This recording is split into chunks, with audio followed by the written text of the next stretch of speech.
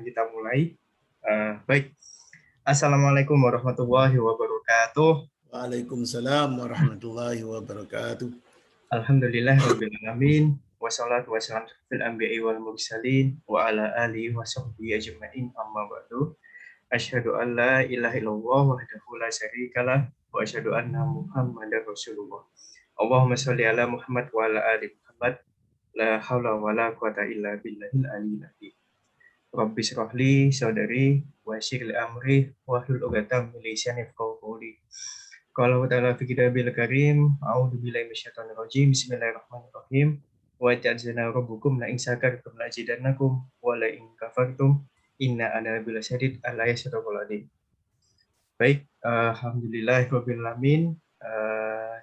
Yang saya hormati Ustadz Fuad Amsari selaku pembicara dan juga pemateri malam hari ini, dan juga para peserta Pak Sugeng dan Pak Ahmad yang terima kasih sudah bergabung menyempatkan waktunya pada malam hari ini.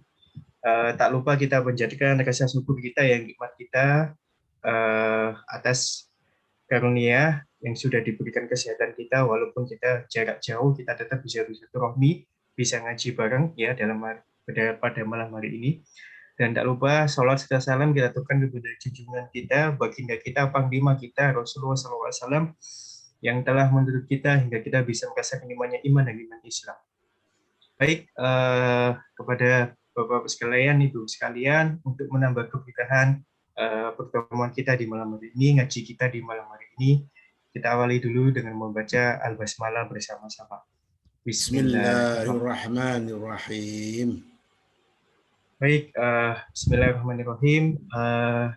Saya selaku moderator acara malam hari ini, perkenalkan nama saya Farid Pajarandika. Ya, insya Allah nanti yang akan jadi moderator acara malam hari ini, sekaligus juga nanti akan jadi MC juga ya. Nah, baik Bapak Ibu sekalian, perlu saya ingatkan kembali ya, acara kita malam hari ini, salah satu tujuan kita mengadakan acara ini apa sih? Bahwa tujuan kita mengadakan acara hari ini bahwa kita harus paham ketika agama Islam ini ya secara utuh ya. Nah, secara utuh ini dengan metode dialog yang berbasis wahyu dan sains. Jadi nanti Ustadz Fuad akan mengawal secara langsung ya bagaimana sih pemahaman kita agama Islam ini, tapi dengan metode ya, dengan metode yang berbasis wahyu dan juga sains. Nah, salah satunya dengan berdialog tanpa menggurui ya. Jadi catatan buat Bapak Ibu sekalian, ngaji kita malam hari ini bukan menggurui ya, tapi kita lebih banyak dialog, lebih banyak interaksi. Nah, itu yang pertama yang akan saya ingatkan lagi, tujuan kita malam hari ini tuh apa sih, ngaji kita seperti apa. Nah, kemudian akan saya sampaikan terkait materi ya. Materi kita selama pertemuan kita mulai, alhamdulillah pekan kemarin kita sudah ini ya, pertama awal kita sudah mulai ya, yang awal sekarang ini yang kedua kali. Insya Allah nanti pertemuan kita akan kita laksanakan selama 15 kali pertemuan ya, selama 15 kali pertemuan. Nah, apa saja materi terkait selama 15 kali pertemuan tersebut?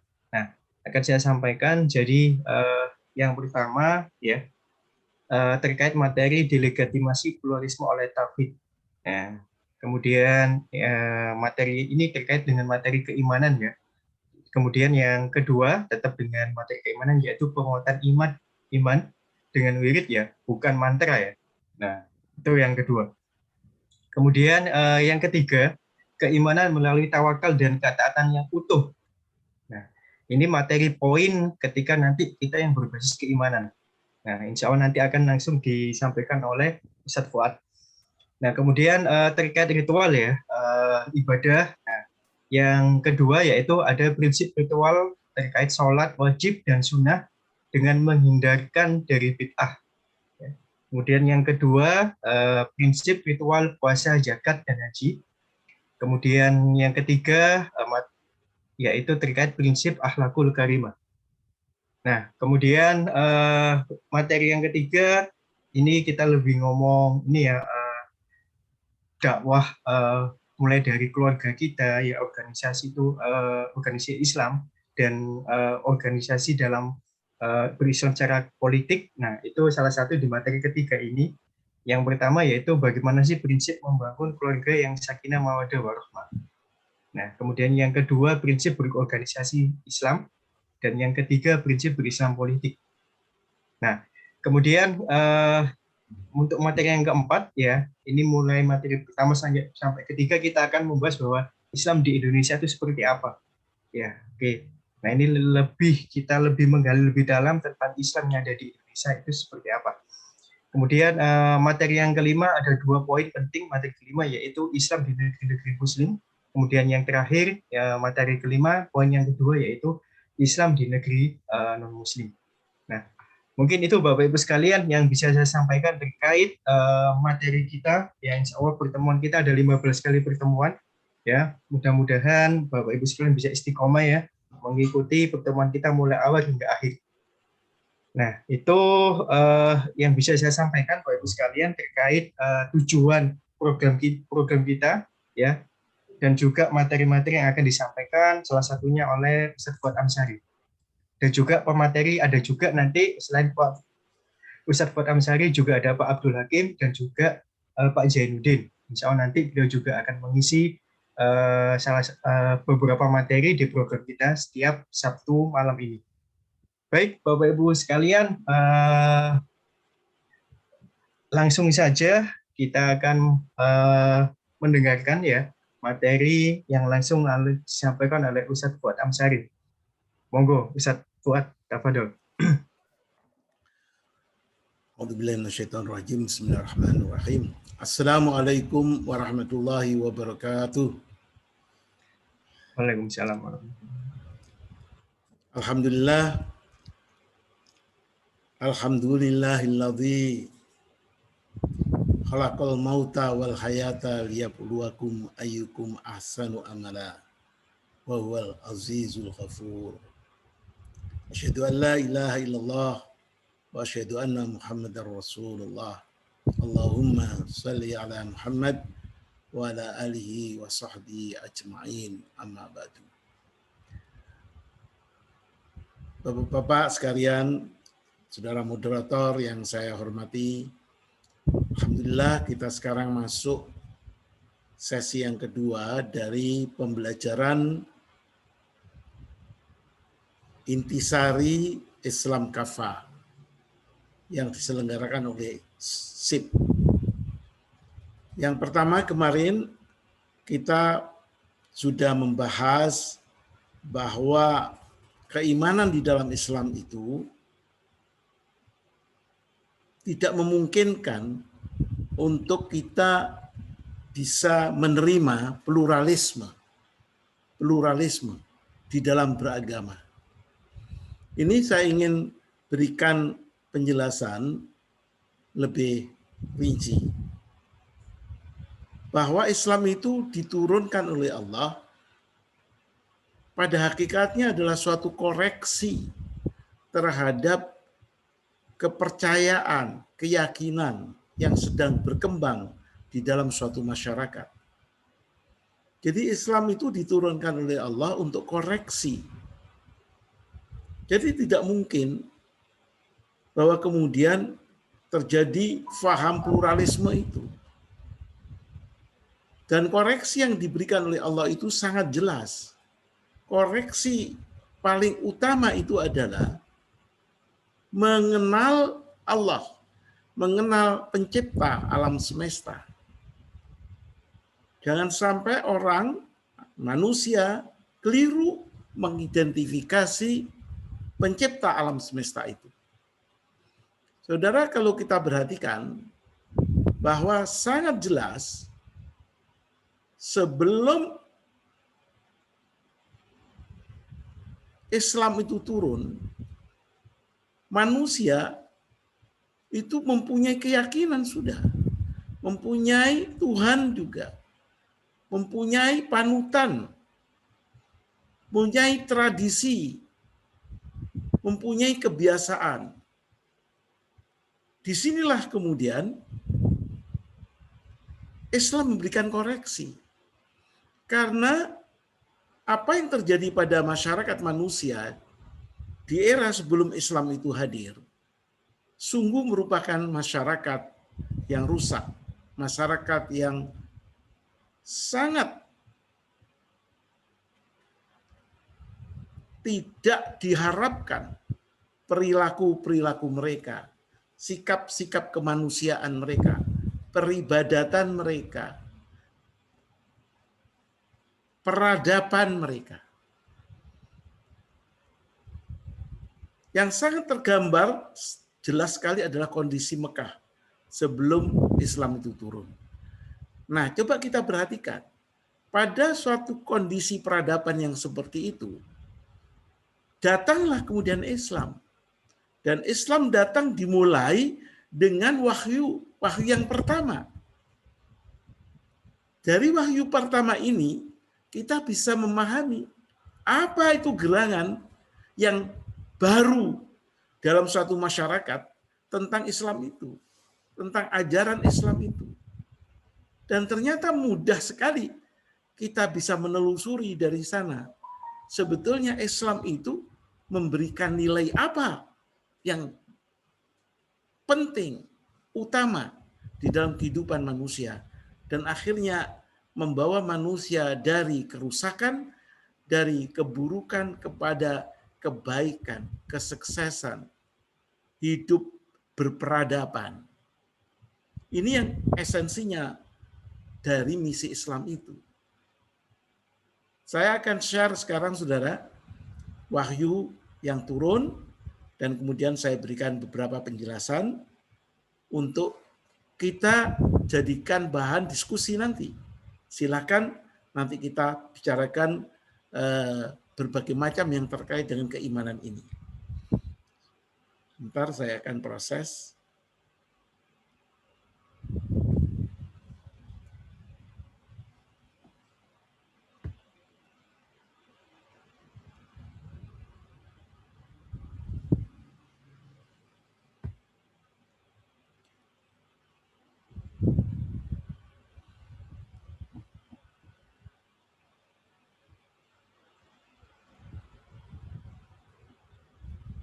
Nah, saudara, ini yang sering banyak dibahas, banyak disampaikan, tetapi tidak difahami intisari dari wahyu pertama. Ini wahyu pertama.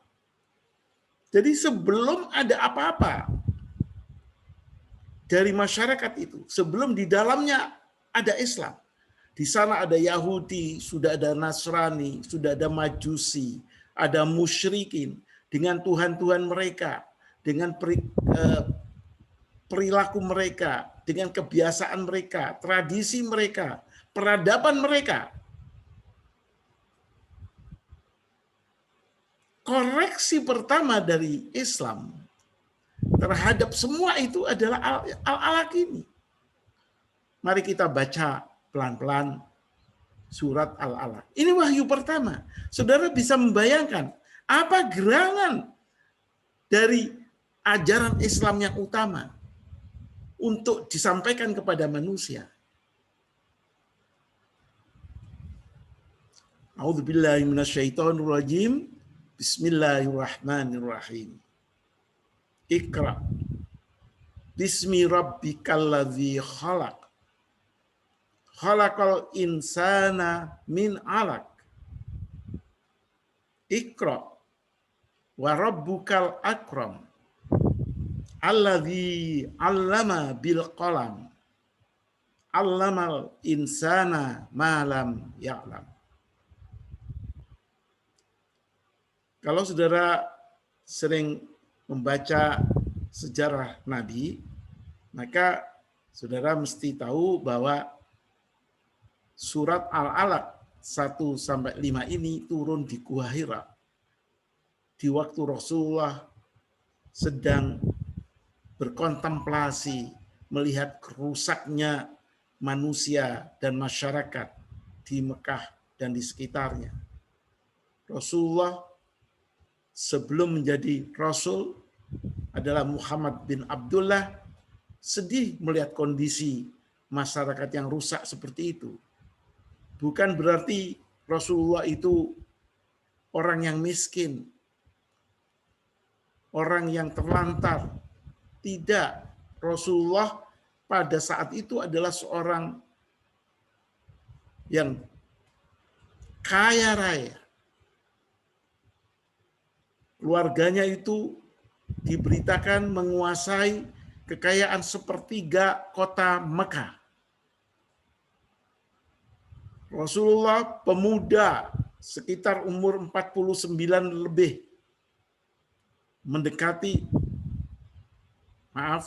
sekitar 39 lebih, mendekati 40 tahun. Kondisinya sehat, gagah, cakap, ganteng. Rasulullah Muhammad bin Abdullah waktu itu seorang pemuda yang terkenal jujur, dermawan. Kalau kita mempunyai kekayaan seperti Rasulullah di Mekah waktu itu, rasanya nggak mikirin ngapain ngurusin masyarakat. Lebih baik berhura-hura, berfoya-foya dengan hartanya yang luar biasa banyak itu. Tapi Muhammad bin Abdullah tidak seperti itu perilakunya. Dia sedih melihat bagaimana masyarakat Mekah membantai bayi perempuan, mengeksploitasi orang-orang lemah, menyiksa budak belian, menghinakan perempuan dengan tradisi-tradisi rusak lainnya. Dan Muhammad bin Abdullah menganggap ada kesalahan di dalamnya, tapi tidak bisa mengoreksinya. Maka beliau menyendiri, merenung, berkontemplasi di tempat yang sunyi dari hura-hura masyarakat Mekah dengan homernya, dengan pesta poranya. Dalam suasana seperti itulah kemudian Allah menurunkan koreksi itu. Koreksi untuk mengatasi kerusakan umat manusia dengan budayanya, dengan kepercayaannya, dengan keyakinannya, dengan keimanan mereka. Dan yang dikenalkan oleh Allah pertama sekali kepada Nabi utusannya itu adalah surat Al-Alaq 1-5. Kalau diterjemahkan dalam bahasa Indonesia, saudara sekalian, bisa ada beberapa penangkapan, tapi intinya sama. Salah satu alternatif yang sering muncul itu adalah pengertian Iqra. Iqra itu selama ini diterjemahkan bacalah. Bagaimana Jibril mengajari pertama Nabi itu dengan bacalah. Padahal Nabi seperti yang dikenal adalah tidak bisa membaca. Orang sering lupa bahwa yang namanya Iqra, bahasa Arab Iqra itu mempunyai arti lain selain qara'a membaca. Arti lain dari Iqra adalah sampaikan. Qara as-salam. Iqra as-salam. Sampaikan as-salam. Menyampaikan salam. Saya kira dilihat dari konteks Rasulullah di awal sekali diperintah oleh Allah. Makna Iqra yang paling relevan itu adalah menyampaikan, bukan membaca. Kalau ini ceramah bisa lebih panjang saya uraikan. Tapi karena ini adalah suatu pengantar diskusi, saya kira itu sudah cukup memberikan pengantar untuk nanti berdiskusi. Jadi kalau Iqra itu diartikan dalam bahasa Indonesia, sampaikanlah. Maka sebetulnya Allah itu melalui Jibril memberikan kepada Rasulullah perintah. Sampaikanlah dengan nama Allah Tuhanmu itu. Bi itu sekali lagi bisa bermakna dengan, bisa bernama pula sumpah. Sungguh. Sampaikanlah sungguh Tuhanmu itu, nama Tuhanmu itu. Alladzi khalaq, Maha Pencipta. Jadi yang pertama sekali dikenalkan di dalam Islam itu, bahwa supaya manusia faham pencipta alam semesta itu adalah pencipta yang menciptakan,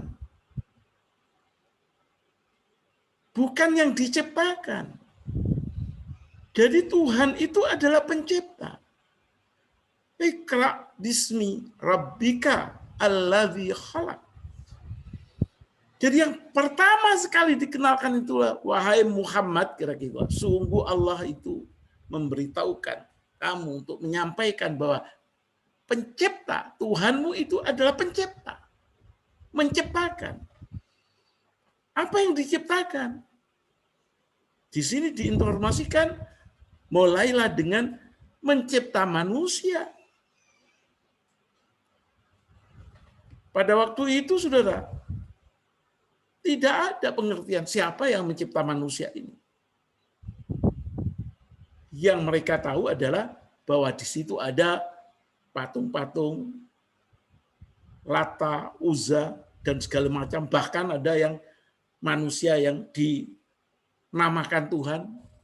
Bagaimana manusia kok bisa menjadi pencipta? Padahal dia itu sendiri ada yang menciptakan. Di sini Allah memberikan penjelasan untuk mudah dimengerti bahwa Tuhan itu menciptakan siapa? Manusia. Dengan apa? Dengan alaq. Nah, alaq ini adalah suatu terminologi yang saya bilang harusnya membuka wawasan manusia. Di sini tersimpan suatu rahasia bahwa manusia harus menerjemahkan alaq itu dengan benar. Jadi pesan yang pertama di sini adalah bahwa Maha Pencipta itu adalah menciptakan. Jadi yang namanya Tuhan itu mesti menciptakan, bukan yang diciptakan. Pembelajaran yang kedua yang saya lihat di sini adalah bagian yang kedua. Iqra, diulangi lagi. Wa rabbukal akram. Sungguh Tuhan kamu itu sangat mulia. Alladzi 'allama bil qalam. Yang mengajari dengan qalam.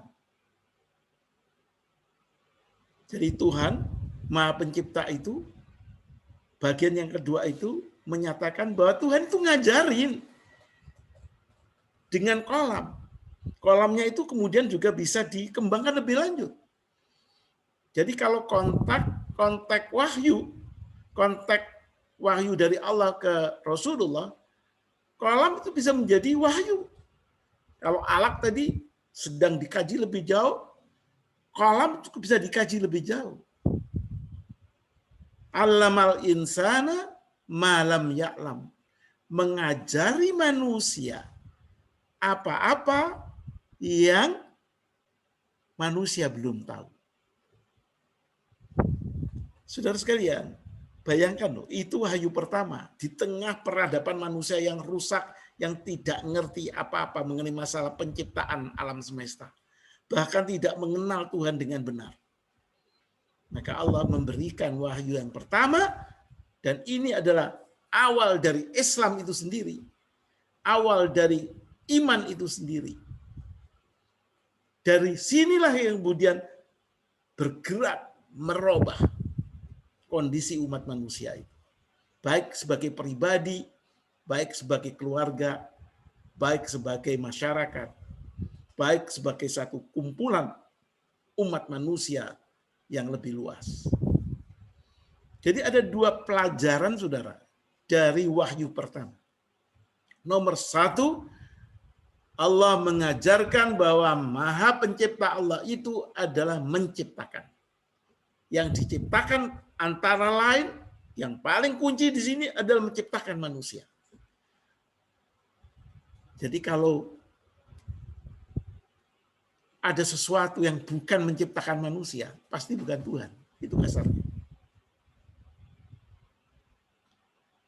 Pohon bukan menciptakan. Gunung bukan menciptakan. Matahari bukan menciptakan. Jadi alam semesta ini bukan menciptakan, tapi diciptakan. Nah, penciptanya itulah adalah Tuhan itu. Rob. Bukan. Yang kedua, saudara sekalian, dari wahyu pertama ini menyatakan dan tegas bahwa Tuhan yang menciptakan itu akan mengajari manusia. Mengajari manusia. Apa-apa yang manusia tidak tahu. Kalau dibalik, manusia itu harus belajar dari Tuhan. Jangan sok pinter. Jadi nomor satu, yang namanya Tuhan itu Maha Pencipta. Yang nomor dua, Tuhan yang Maha Pencipta itu akan mengajari manusia supaya hidupnya benar. Ini, saudara, inti dari keimanan sebetulnya. Ini inti dari keimanan. Keimanan ini yang saya bilang harus dipegang oleh umat Islam. Dengan seperti ini, maka tidak mungkin umat Islam itu, kalau mengerti ini, kemudian menjadi pengikut pluralisme. Semuanya benar, semuanya oke. Sangat tidak masuk akal, saudara. Ini yang sebetulnya saya ingin tegaskan lagi, ditegaskan oleh Allah tentang masalah Tuhan itu dengan surat Al-Ikhlas. Coba kita lihat. Jadi di waktu Rasulullah kemudian menyampaikan bahwa yang namanya Tuhan itu bukan Lata, Uzza, Hubal, Uzair, dan macam-macam itu, maka mereka bertanya, loh lah kalau gitu Tuhanmu itu siapa? Muhammad. Pertanyaan itu kemudian diturunkan lagi oleh Allah lebih detail mengenai masalah karakter dari Tuhan itu. Identitas dari Tuhan itu. Itu yang sangat terkenal di dalam kitab Bukhari Muslim. Asbabun nuzul turunnya surat Al-Ikhlas itu. Karena rakyat Mekah, masyarakat Mekah yang musyrikin, Majusi, Nasrani, Yahudi bertanya kepada Muhammad, kalau bukan Tuhan-Tuhan kami ini yang Tuhan, lalu Tuhanmu itu siapa? Nah, di sini saudara sekalian, kemudian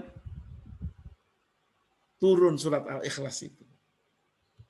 Coba kita lihat, baca sebentar ya.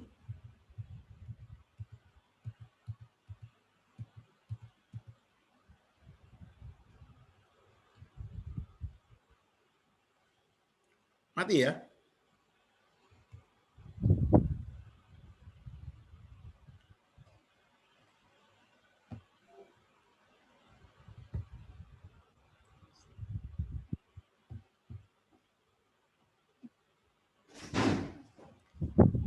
Nggak bisa masuk lagi, diulangi ya. Ya Ustaz, diulangi lagi Ustaz. Diulangi ya, sebentar ya. Jadi saya carikan itu yang surat Al-Ikhlasnya.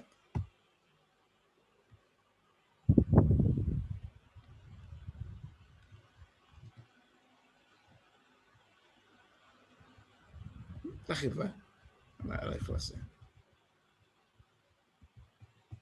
Sudah muncul Ustaz.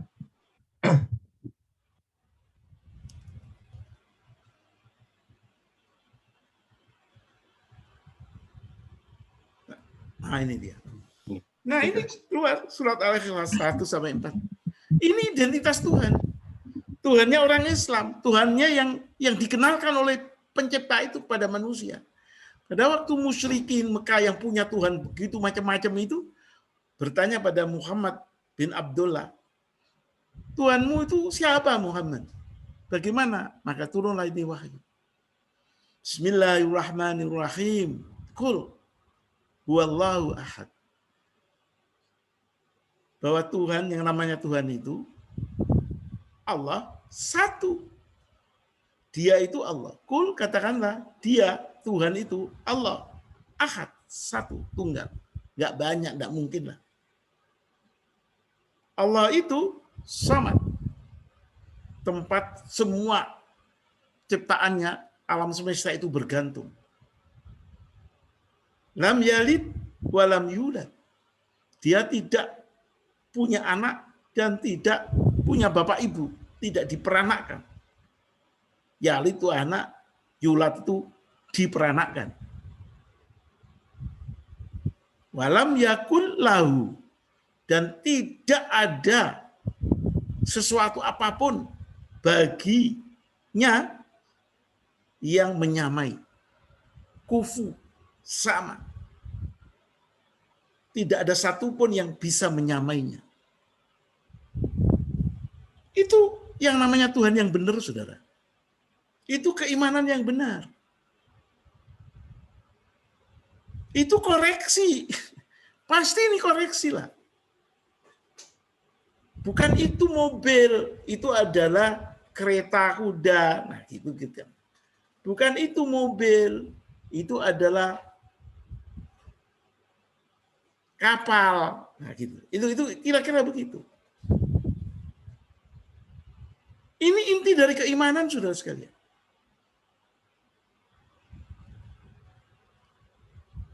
Keimanan yang seperti begini mudahnya difahami, mudahnya akal itu bisa paham, mudahnya rasional itu menangkapnya, masih mempunyai sebuah peluang untuk salah, saudara. Keimanan itu adalah urusan hati. Urusan hati. Urusan hati itu biasanya dipengaruhi oleh dua komponen, dua aspek. Tadi ini adalah komponen pemikiran rasional. Tapi ada komponen lain dari kehidupan manusia itu yang kemudian membuat hati itu mempunyai pendapat yang sama, sangat-sangat berbeda. Apa itu? Itu adalah tradisi, saudara. Tradisi yang terus berikan kepada manusia di waktu perkembangannya, di waktu akalnya belum pecah. Kebiasaan-kebiasaan yang terus dilolohkan, dijejalkan kepada manusia yang sedang tumbuh kembang, itu bisa merubah juga menjadi keyakinan, keimanan yang mengikuti tradisi itu. Itu yang terjadi di dalam dunia manusia. Akal belum pecah, tapi dia terus diberikan tradisi-tradisi tertentu. Maka dia kemudian mantap dengan itu. Itu yang terjadi pada kehidupan manusia mengenai keimanan itu. Jadi terkait dengan keimanan itu, karena itu ada di dalam hati, otak yang sudah mulai pecah, mulai encer, mulai bisa dipakai berpikir, di waktu dia menjadi dewasa, itu tidak bisa mampu lagi mengoreksi hati yang sudah salah, karena dijejali oleh tradisi yang salah. Itu yang terjadi pada kehidupan manusia yang mempunyai cara beriman yang sangat bervariasi. Ini penting untuk difahamkan. Kenapa? Karena justru inilah yang kemudian umat Islam itu juga tidak boleh lengah. Anak-anaknya yang masih muda, belia, harus ditanamkan tradisi yang benar untuk mengenal siapa itu sebetulnya pencipta alam semesta. Pencipta alam semesta itu bukan ciptaan, tapi penciptanya ciptaan lah. Kemarin, saudara, sudah saya berikan yang untuk menjelaskan itu, yaitu surat Al-Furqan. Surat Al-Furqan ayat 1 sampai 3. Saya minta itu menjadi bagian dari kajian saudara. Nah ini juga penjelasan mengenai masalah siapa Tuhan itu di dalam Islam. Jarang ini diomongkan itu. Dalam khotbah-khotbah, ceramah-ceramah jarang diomongkan. Jangan dicupliin. Saya bacakan cepat aja karena Sabtu yang lalu sudah saya bacakan. Bismillahirrahmanirrahim.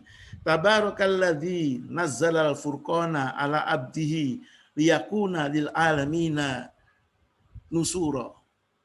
Alladzi lahu mulkus samawati wal ardh wa lam yattakhidh waladan wa lam yakul lahu syarikun fil mulk wa khalaqa kulla syai'in faqaddarahu taqdira wattakhadhu min dunihi alihatan la yakhluquna syai'an wa hum yukhlaqun wa la yamlikuna li anfusihim dzarran wala naf'an wala yamlikuna mautan wala hayatan wala nusura. Sudah nanti pelajari, saudara. Ini luar biasa ini. Maha suci Allah yang menurunkan Al-Quran sebagai pembeda yang benar dan yang salah, yang buruk dan yang baik. Furqan itu artinya pembeda. Kepada siapa? Kepada Nabi Muhammad. Untuk liyakunu lil alamina nadhira. Untuk disampaikan kepada alam semesta. Jadi misi Nabi Muhammad itu adalah menyampaikan tentang Al-Quran kepada alam semesta. Jadi misi Rasulullah itu untuk alam semesta. Bukan untuk orang Mekah saja, bukan untuk Madinah saja, bukan Quraisy saja, bukan orang Arab saja. Misi Nabi Muhammad itu adalah untuk menyampaikan kebenaran di sini termasuk tentang masalah pencipta itu kepada alam semesta. Tuhan itu bagaimana yang harus dikenalkan? Bahwa Tuhan yang dikenalkan itu adalah yang miliknya lah.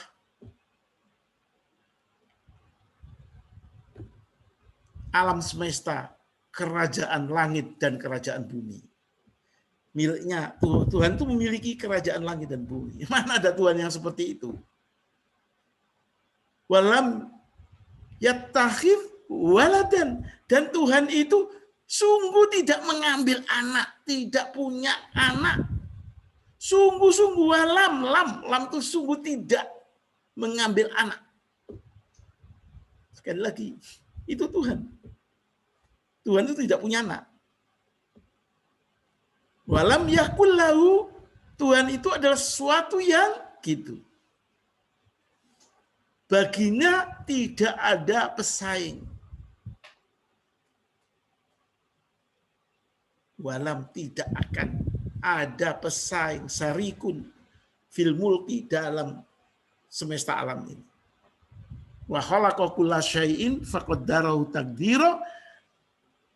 Dan Tuhan itu menciptakan semesta alam itu, di dalamnya ada ketentuan-ketentuan yang pasti. Manusia punya ketentuan A, B, C, D. Kalau makan ya bergizi, jangan minum racun. Itu misalnya itu namanya faqad darau takdiro yang disebut sebagai sunnatullah. Nanti bisa kita terangkan. Yang ketiga ini sangat impresif, saudara. Tuhan Allah itu menegur kepada manusia-manusia yang bertuhankan lain. Wattakhadhu, apakah kamu mau mengambil min dunihi, bukan aku Allah yang esa itu, sebagai alihatan, sebagai Tuhan-Tuhan. Pohon, matahari, manusia, gunung, api. Apakah kamu mengambil itu sebagai Tuhan? Yang mereka itu, Tuhan-Tuhan yang kalian sembah itu, la yakhluquna syai'an, tidak bisa mencipta apapun.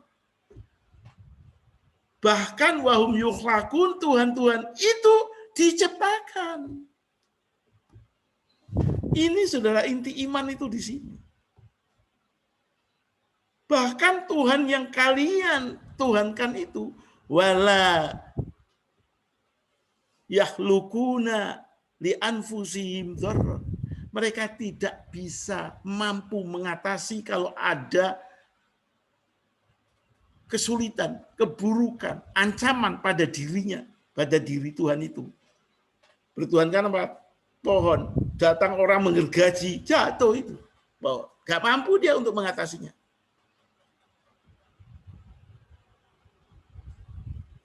Itu teguran Allah. Tidak mendatangkan manfaat apapun. Wala naf'an. Wala yamlikuna mautan. Tidak mampu dia membuat kematian. Wala hayatan, tidak mampu Tuhan kalian itu membuat kehidupan. Wala nusuro, tidak mampu dia membangkitkan kembali itu setelah mati. Saudara sekalian, sekali lagi ini masalah keimanan. Saya akan tambah lagi satu sisi, seperti yang saya katakan tadi. Karena ini urusan hati.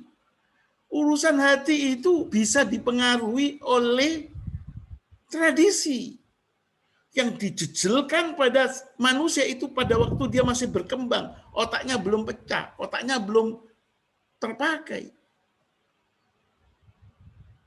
Ini yang saya ingin sampaikan, saudara, pada surat Al-Baqarah 170. Jadi waspada, saudara sekalian. Manusia itu keimanannya bisa salah sama sekali, bukan karena otaknya jalan, tapi karena dia sudah kadung kena tradisi yang salah. Ini yang disebutkan oleh Allah dalam surat Al-Baqarah. Wa idza qila lahu muttabi'u ma anzalallahu qalu bal nattabi'u ma alfaina alaihi aba'ana. Awalau kana aba'uhum la ya'liluna syai'an wa la yahtadun. Apabila pada orang kafir itu disampaikan kepada orang kafir itu, hendaklah kamu mentaati apa-apa yang diturunkan oleh Allah. Allah yang tadi itu, Allah yang benar itu, Allah yang esa itu, Allah yang tidak beranak itu. Mereka mengatakan, qalu, enggak, kami akan mentaati apa-apa yang telah disampaikan, diajarkan oleh nenek moyang kami. Nenek moyangnya itu jauh, kalau lebih dekat itu ayah ibu kami, paman, Pak D kami. Nah, itu. Jadi pengajaran iman itu bisa terjadi oleh tadi itu tradisi yang diajarkan sejak muda. Jadi beriman karena tradisi. Otak sudah nggak kepakai. Di sini Allah kemudian menegur, awalau kana aba'uhum la ya'kiluna syai'an wa la yahtadun. Apakah kamu mengikuti ayah ibumu, kakek nenekmu, nenek moyangmu yang mereka itu tidak mempunyai kemampuan berpikir dan tidak mendapatkan petunjuk. Saudara sekalian, jadi bagian yang kedua dari pengajaran keimanan ini, saya ingin mengatakan, mari kita jaga iman kita itu. Jangan sampai iman itu salah karena tradisi, tapi kita harus jaga keimanan kita itu dengan pola berpikir yang benar, baik dari sisi historis, bagaimana Allah mengajari manusia yang rusak, diberikan koreksi dengan yang pertama sekali dikenalkan adalah Maha Pencipta itu, dengan kemudian manusia disuruh belajar dari Allah melalui Rasulullah, wahyu yang diberikan oleh Allah Subhanahu wa Ta'ala. Saudara sekalian, ini adalah kuliah kedua keimanan yang ingin saya tekankan supaya saudara jangan sampai terlena. Kata kunci di dalam keislaman itu adalah kita harus benar di dalam mengidentifikasi Tuhan. Tuhan kita identifikasi untuk kita pakai sebagai acuan untuk mendapatkan petunjuk yang akan kita laksanakan dalam kehidupan kita sehari-hari. Jangan sampai kita mempunyai keimanan yang salah akibat kita mendapatkan tradisi yang keliru di awal-awal mula kehidupan kita. Kita harus berpikir dan memakai kemampuan akal kita untuk bisa mengenal keimanan yang benar. Saudara sekalian, yang penutup dari kuliah saya kali ini tentang keimanan, mari kita biasakan, saudara, keimanan itu kita terus pupuk dengan mengucapkan, melafalkan potongan-potongan ayat, kalimat-kalimat yang mempunyai kandungan membesarkan Allah, mentaati Allah, sifat-sifat Allah. Itu yang disebut sebagai wirid. Wirid adalah upaya manusia untuk selalu istiqomah dekat kepada Allah. Jadi saudara, kita itu harus wirid.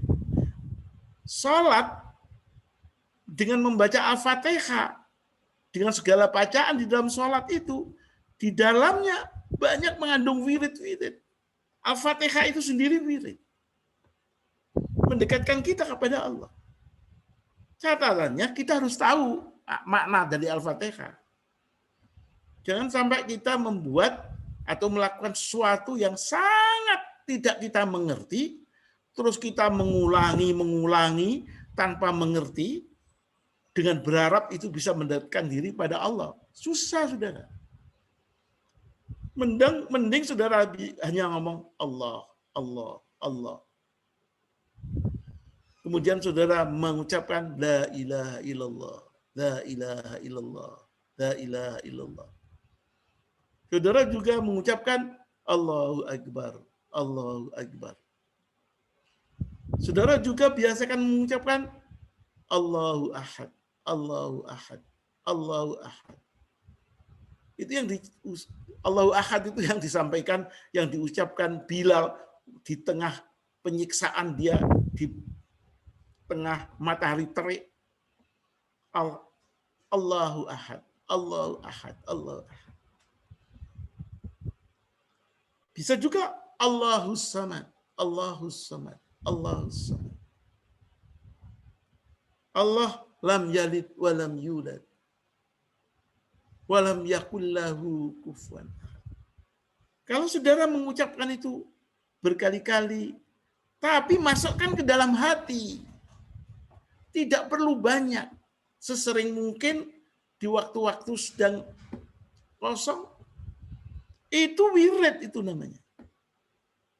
Wirid itu yang membuat hati kita terjaga keimanannya. Kalau kita ngomong atau melafadzkan suatu kalimat yang kemudian kita tidak ngerti artinya, terus kita ngomong mengucapkan berkali-kali, harus 100 kali, 1000 kali dalam waktu sore hari, pada waktu tanpa kita ngerti artinya, itu bukan wirid. Itu mantra. Mantra itu malah bisa menyesatkan kita. Karena kemudian dipakai oleh setan untuk mengganggu keimanan kita. Karena kita sudah mulai membaca sesuatu yang kita tidak ngerti. Dengan suatu harapan yang terkait dengan masalah hati kita. Itu sudah saya mengatakan, mari kita beriman dengan benar. Dimulai keimanan itu pada Maha Pencipta alam semesta dengan karakternya. Dan kita kuatkan iman kita dengan membaca wirid yang kita ngerti artinya. Kita masukkan ke dalam hati setiap kali, setiap saat. Jangan membaca mantra. Mantra adalah suatu bacaan yang kita tidak ngerti artinya, dan kemudian dipastikan bahwa kalau membaca mantra ini kamu akan bisa begini. Itu syirik. Saya kira ini sudah sekian catatan saya terkait dengan kuliah keimanan untuk yang kedua. Insya Allah akan kita lanjutkan kuliah keimanan untuk yang ketiga pada Sabtu yang akan datang. Mudah-mudahan pengantar ini bisa bermanfaat dan kita masih bisa ada waktu untuk berdiskusi. Saya kira begitu. Saya tutup. Assalamualaikum warahmatullahi wabarakatuh.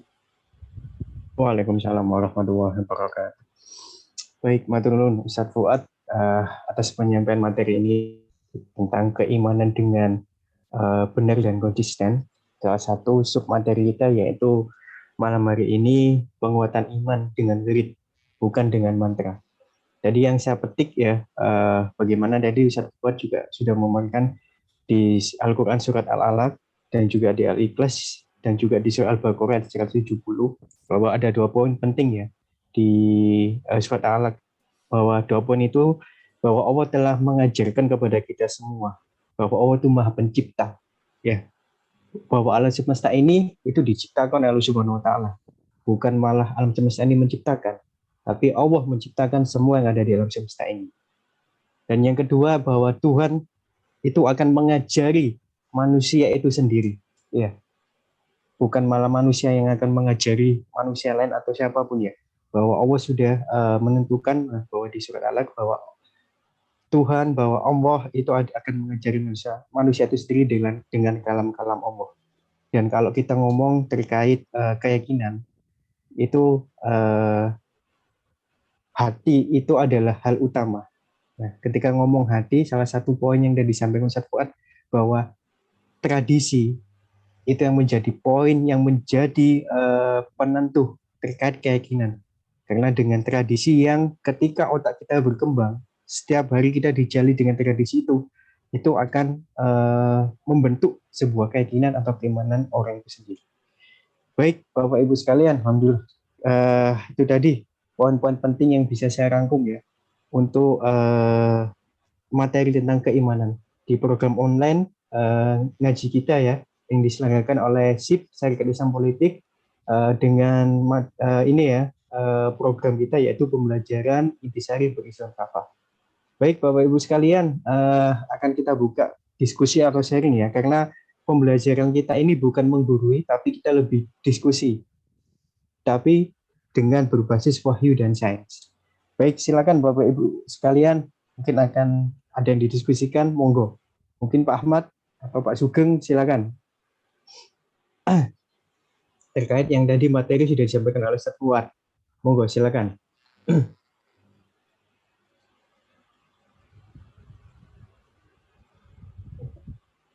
Pak Ahmad, pripun? Pak Sugeng, ada yang mau didiskusikan, disampaikan? Tadi yang sudah disampaikan pengantar oleh Ustaz Fuad.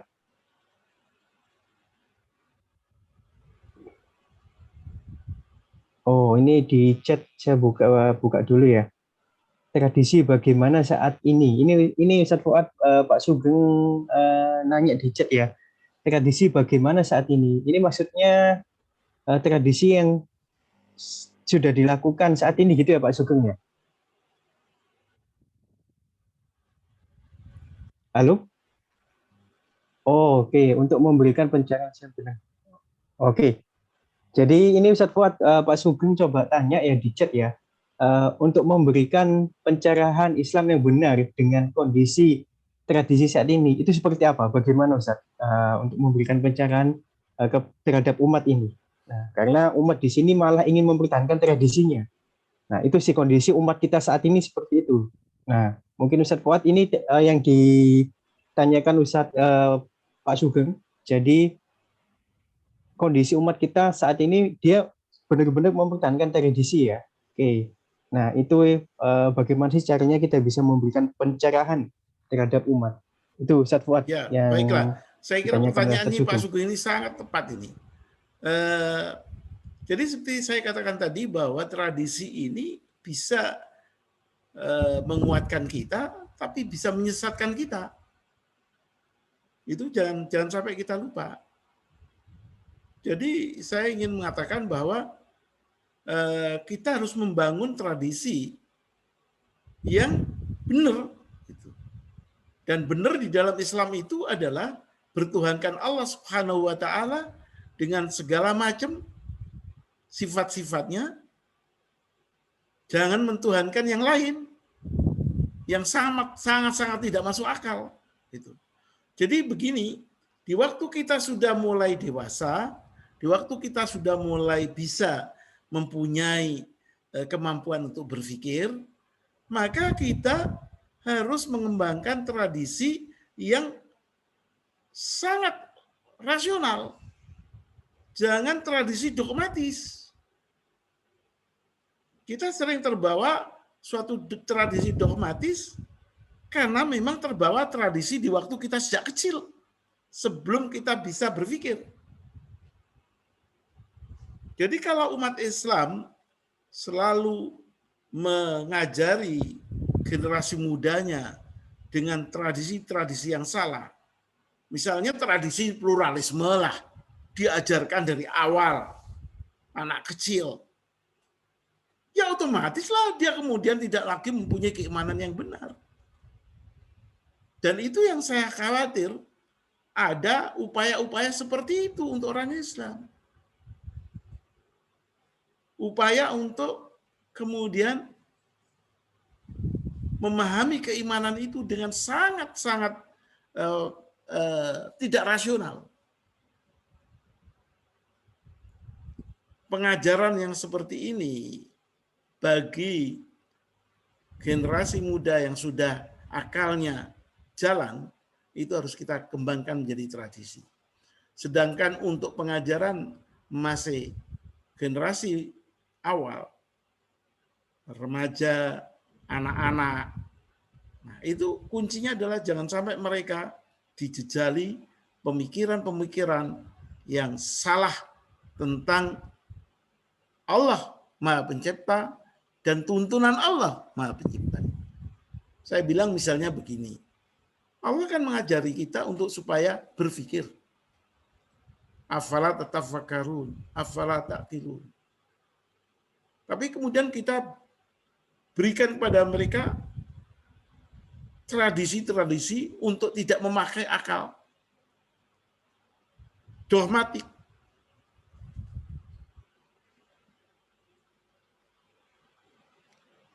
Itu yang saya mengatakan merusak umat Islam.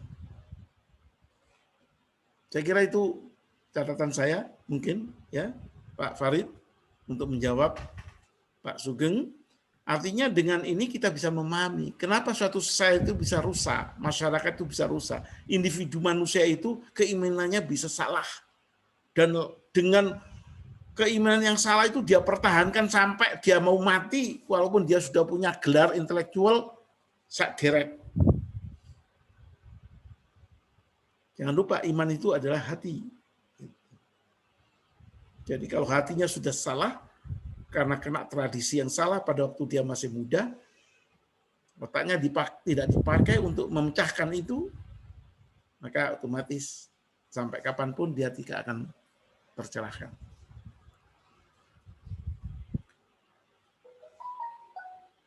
Saya kira gitu ya. Moga. Baik, Matur nuwun Ustaz Fuad. Ya. Jadi itu tadi ya, Pak Sugeng ya. Jadi jangan sampai kita sebagai generasi saat ini ya memberikan dogmatis tradisi kepada generasi anak-anak kita atau cucu kita ya. Kita harus membuat tradisi itu sesuai dengan ajaran Allah Subhanahu wa taala. Oh, ini langkah konkret yang bisa kita lakukan.